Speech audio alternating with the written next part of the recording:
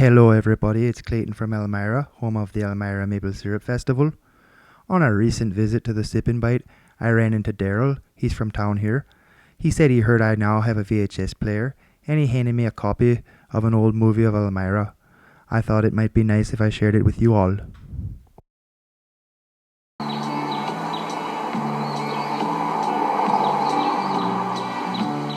Many towns that I savor, like my hometown that I favor, that old place down the long road that I'm traveling to.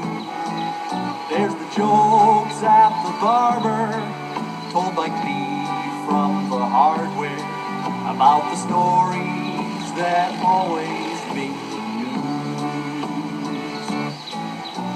Our town, wherever I may roam, I'll always have a place that I call home. Our town is very plain to see. There'll always be a part of you in me.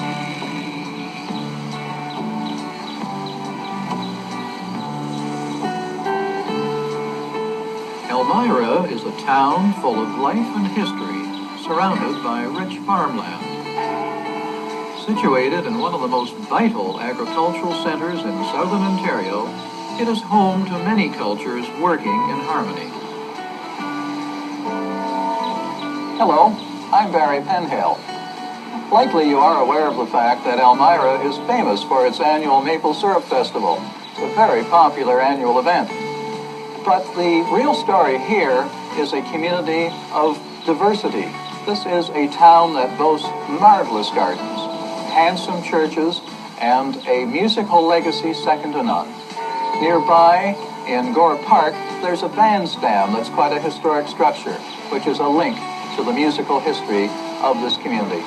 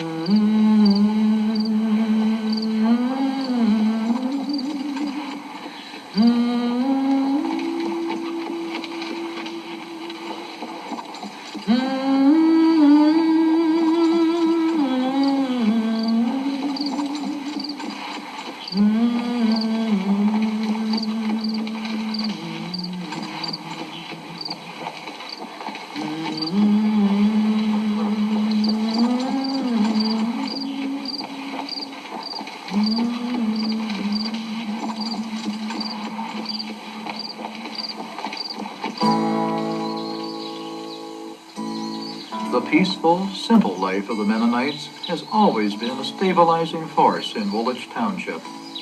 Drawn here from settlements in Pennsylvania, these homesteaders journeyed through treacherous and uncharted wilderness in search of the black walnut tree, a sign of fertile soil.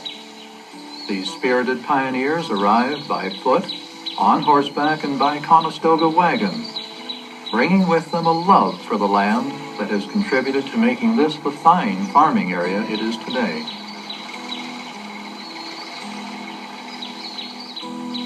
These first settlers were honest, peaceful, and industrious.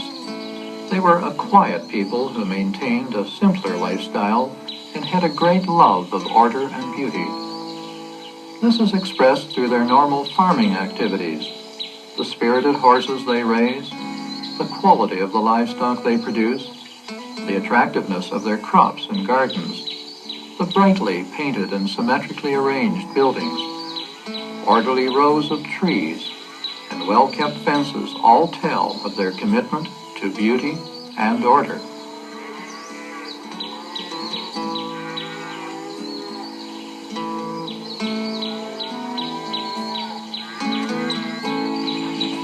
A pilgrim people, caught between a dream and a tradition, scattered to various promised land settlements all over the earth, seeking a new day but fearing its flight.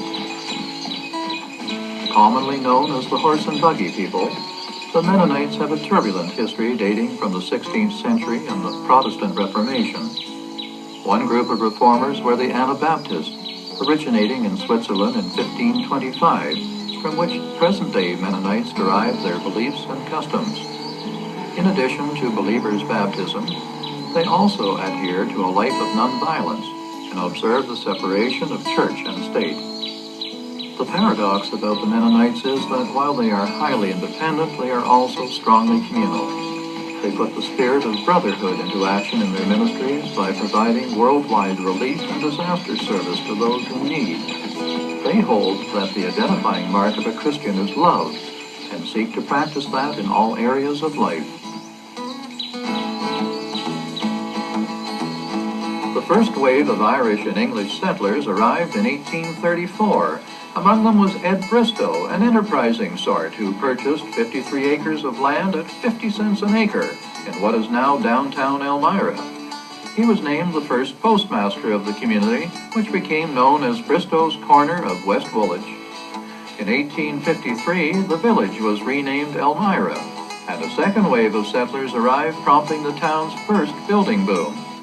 In 1891, when Israel Brubaker saw the opportunity for a specialized business, he opened the doors of Elmira's first grocery store. As the years passed, he expanded his business to serve the needs of a growing community. During this time, other merchants and artisans came to the site to earn a living, giving the village the nickname Enterprising Elmira. One of the earliest industries, the Elmira Flouring Mills, supplied the community with electric light until 1913, when power came from Niagara. Through the constant struggle of these early settlers, the foundations were laid for the flourishing community that developed. They carved a deep and lasting impression on the landscape. These early settlers brought a variety of skills to the area: blacksmithing, metal and woodworking, and carriage making. These are still very much in evidence today.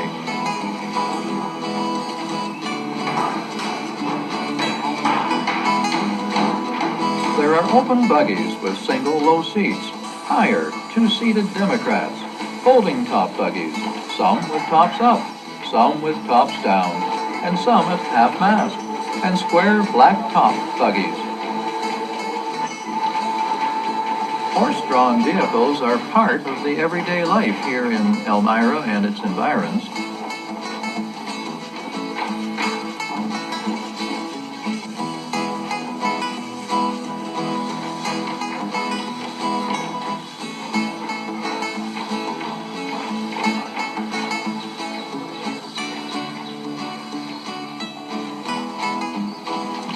While development continues at a steady pace, people still cherish reminders of the past.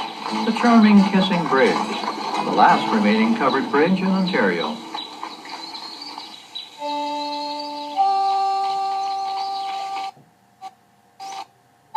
Montrose Bridge provides us with an amusing anecdote. It was once reported that a contract to light the lamp of the bridge was awarded to Edward Hilliard, who had to supply the oil and keep the lamp lit for over 200 nights in the year, until 3 every morning. His fee in total for these services was $11.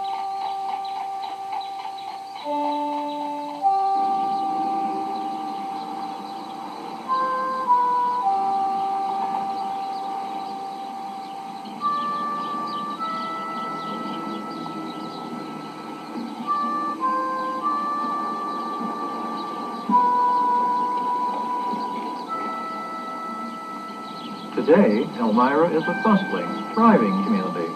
Many local citizens have contributed to maintaining the nickname Enterprising Elmira. Otto Flink's famous mechanical displays are a Christmas-time tradition in the windows of Reichard's Dry Goods. Mary Culliver's painting, Peaceful Moment, was chosen for Christmas cards and sent all over North America. The three Sealing brothers, Rod, Rick, and Don, have all pursued successful careers in professional hockey. Darrell Sittler set many scoring records as captain of the Toronto Maple Leafs. The town itself has distinctive order and symmetry about it. The lovely, colorful gardens exemplify the relationship to the land, while its many elegant homes and tree-lined streets create a quiet beauty.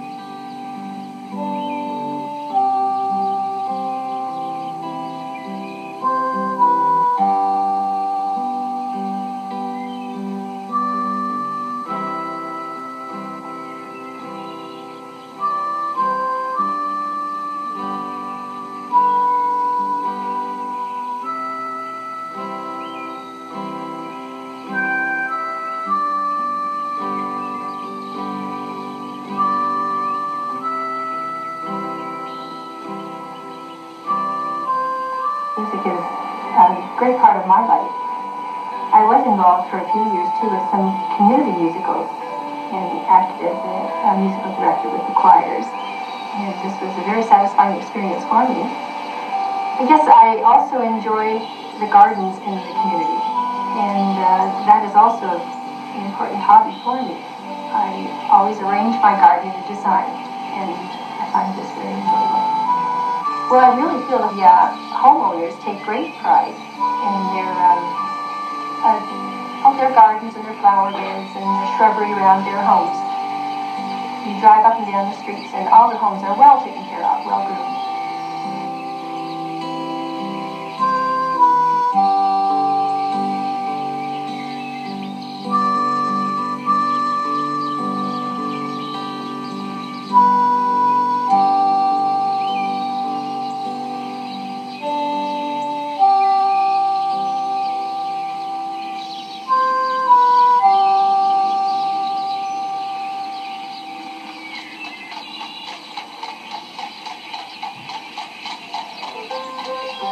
The town has a rich musical history that stretches back over 100 years. Around 1873, Henry Zillix built a bandstand which was later relocated in Gore Park, where local bands still perform. The same year, a brass band was formed, which was followed 20 years later by the Elmira Musical Society. A different flavor of music was offered by the Rainbow Boys, who were a sensation in the 30s, and the Happy Cousins, established in 1926, who supplied music, mirth, and melody on many occasions. This piece of music, the popular Elmira Reunion March and Two-Step, was written by the bandmaster at Gore Park for the Elmira Old Boys Reunion in 1903.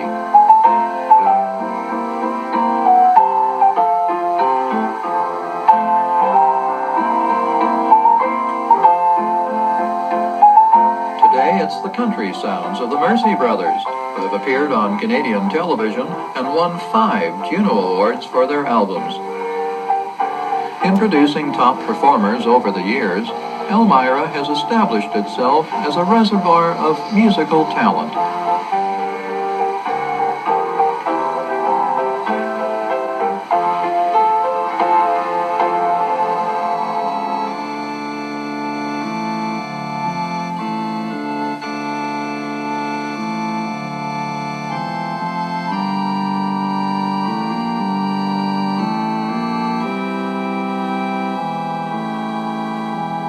Classical music is also part of Elmira's musical tradition.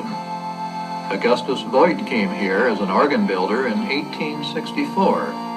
30 years later, he organized the Toronto Mendelssohn Choir, which has performed in some of the greatest concert halls in the world and has earned an international reputation.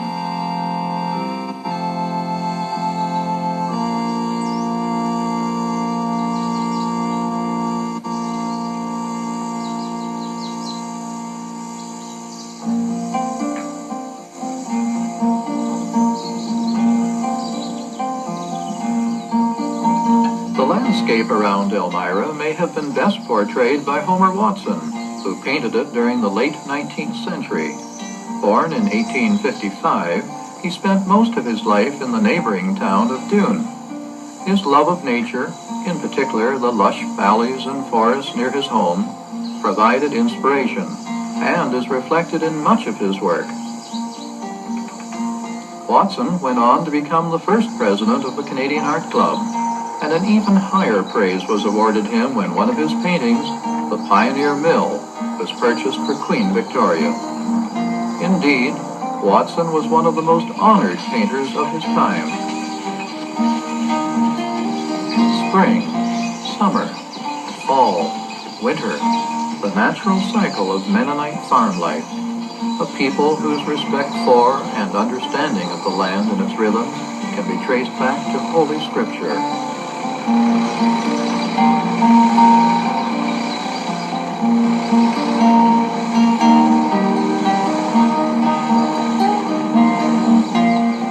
The lines from Ecclesiastes underline the philosophy which Mennonites not only preach but practice in their daily lives. To everything there is a season, and a time to every purpose under heaven. A time to be born, a time to die, a time to plant, and a time to pluck up that which is planted.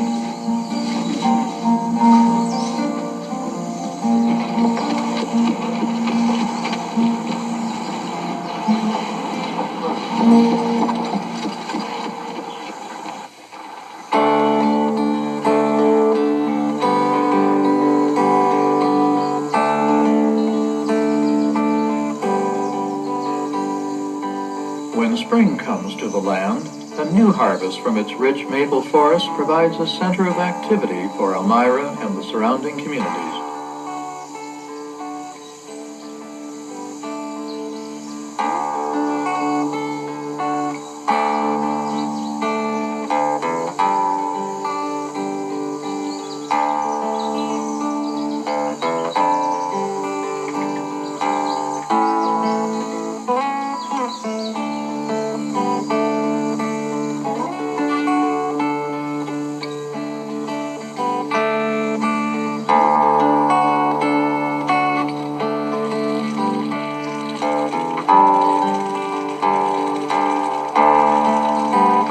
Perhaps the largest single attraction of Elmira is its annual Maple Syrup Festival, held in March. It's the first of its kind in Ontario. Sugar bush tours are arranged so that people can view firsthand how sap is turned into syrup.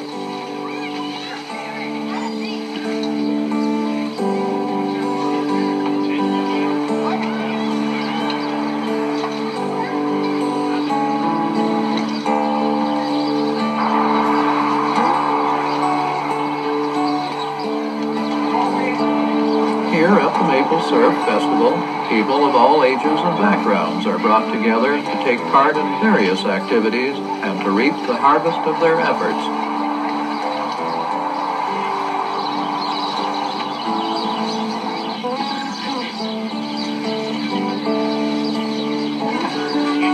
This festival attracts thousands of people annually to join in such activities and demonstrations as sap boiling, antique and craft sales, music, pony rides, and farm animals. Of course, the main attraction is pancakes and syrup.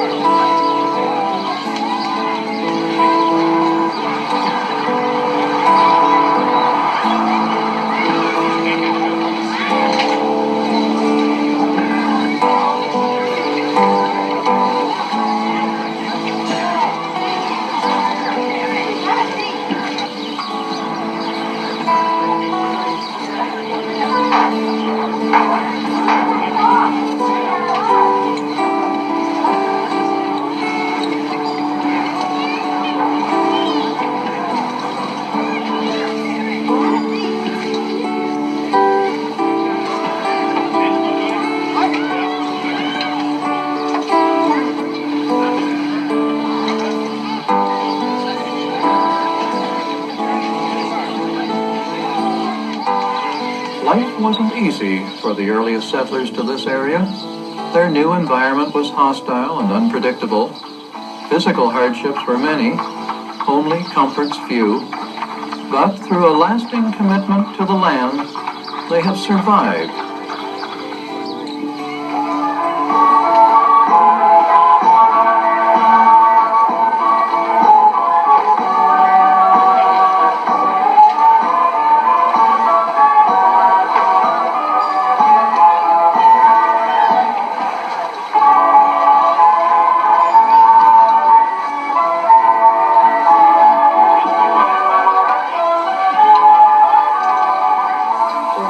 Maple Syrup Festival, I think, is a great tribute to a community this size that we're able to put together a festival and raise this much money. It started back 21 years ago, and it was the brainchild of Mr. Ainsworth. He was looking for something that would help to promote Elmira, and the local Elmira District Association for the Retarded were looking for a fundraiser. So they decided to hold a Maple Syrup Festival and went through all the planning, got local groups involved. They had hoped to have about 500 people show up that day. They had Coleman stoves downtown and big black frying pans that they were going to cook on. And they ran out of batter, they ran out of syrup, they ran out of butter, they ran all over town and emptied every store of all the supplies. They had somewhere close to 5,000 show up, I believe.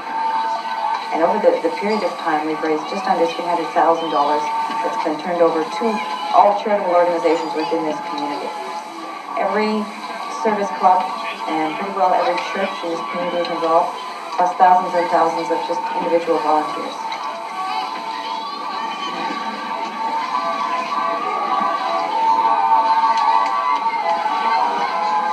The community spirit and the volunteerism and the caring that are in this community really impresses me.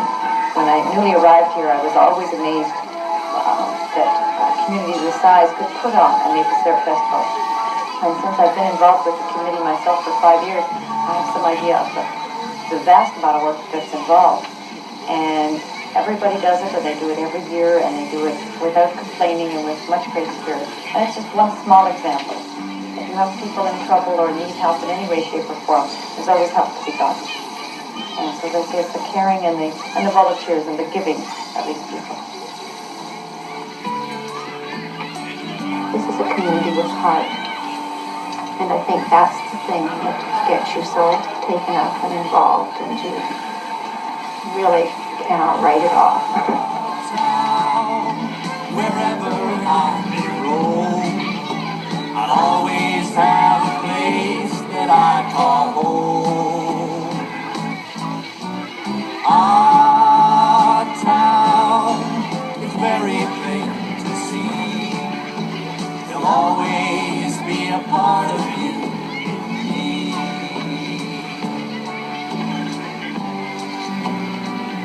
I'll see the folks up on Main Street who will always take the time for a story over coffee at the old Five and Dime. The flag on our town hall through the years has flown free, a tribute to our hometown's history. Our town, wherever I roam, I'll always have a place that I call home. Our town, it's very plain to see. There'll always be a part of you in me. There'll always be a part of you in me.